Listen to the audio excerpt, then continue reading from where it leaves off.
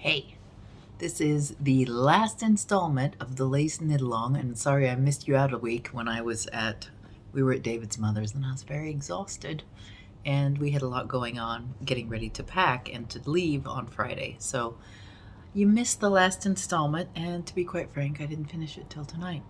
So I'm going to show you the cowls. All right, this is the one I was working on with you. I've not hidden my ends yet. But here is, you can see the lace if I let this hang down like that. There's the lace. I can put it on. And there's our cowl, my orange tinsel cowl. Now I'm going to compare it to you with the blue one I did out of a fingering weight. Clearly this took a bigger needle. This was also the large size. And maybe even more than that, actually. Let me count these. 1, 2, 3, 4, 5, 6, 7, 8. I did the large size on this one.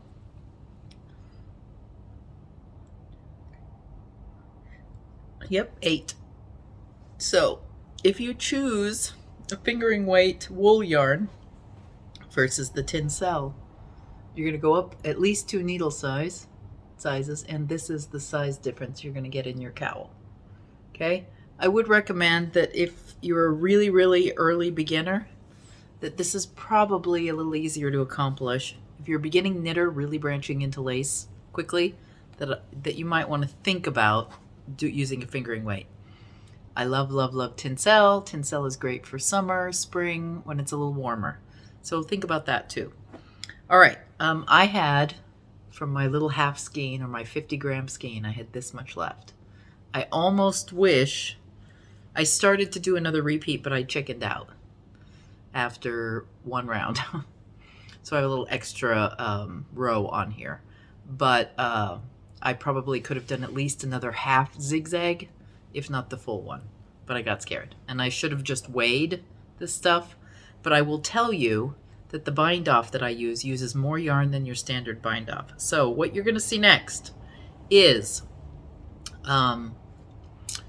2 of the stitches, or 2 of the places where mistakes frequently happen. That is, you end up with 9 stitches instead of 10, and that usually means that you have a yarn over missing, and you have to find it, then you have to put it back. And then the other problem that happened repeatedly is you have 11 stitches, which meant you forgot one of your slip knits or your knit 2 togethers. You have to go find it, and then probably tink back and put that in. So I am going to show you in the next film bits how to fix those. I used a worsted weight for you so you could see a little better, and I show you how I fix those problems when I'm knitting. You don't have to go all the way back to your lifeline every time you make a mistake. You can do some intermediary fixes if you find one short, one too many between your stitch markers. That's why those stitch markers are there. The other thing you're going to see directly following that is the specific bind off technique that I use. I don't knit 2, jump 1 over the other one. I knit 1, put in a yarn over, knit a second one, and then jump the yarn over and that second stitch over your third stitch, essentially. And you'll see a sample of that directly following my overhand shots of the common mistakes or common errors in your lace. I've made you a little swatch of the stitch, and my stitch marker is right there in the middle. We have the lace design in section 1, and we have the lace design in section 2. Now, I have put the 2 most common problems that occur when you're making lace. And you find them when you count your stitches at the end of your row. So after you've gone around and done your row, or even after you've done each section, if you count your stitches in this pattern, there should be 10. So I'm going to count 2, 4, 6, 8, 9. Uh-oh, that's a problem. Now, I may go back and count more to see if I have 10s in the other section. I'm not going to in this case because I purposely made a mistake here for the other most frequently occurring boo-boo. All right, so if there's 9, chances are you left a yarn over out of what needed to be there. So the thing to do then is to check your pattern and go, well, which row am I on, right?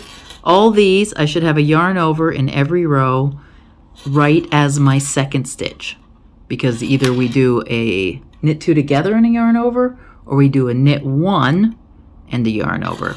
So let's check here first. Do I have a yarn over? Yes, I do. See that little twist over the needle or over the cable? That's a yarn over. So that one's there.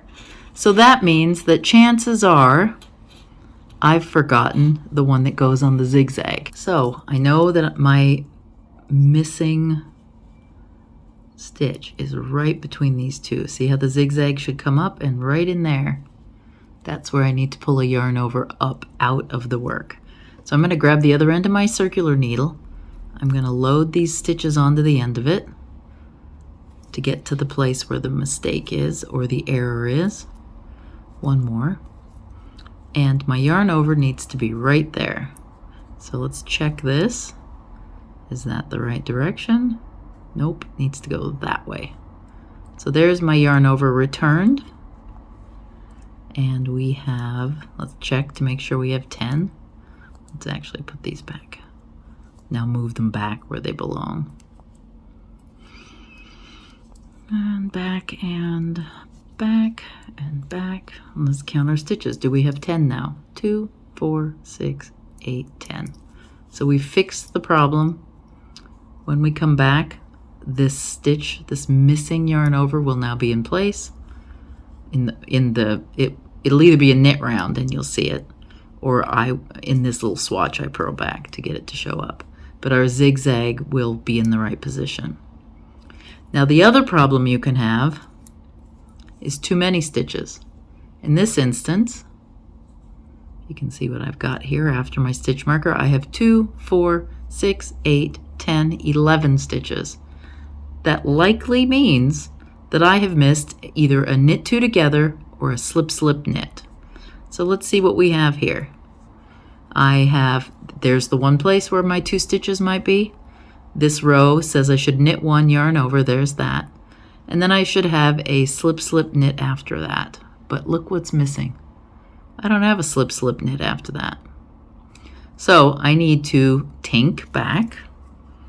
And I always tink from the back side. Don't ask me why, I just do. So let's go back. Grab this around. I'm gonna go pull these stitches out.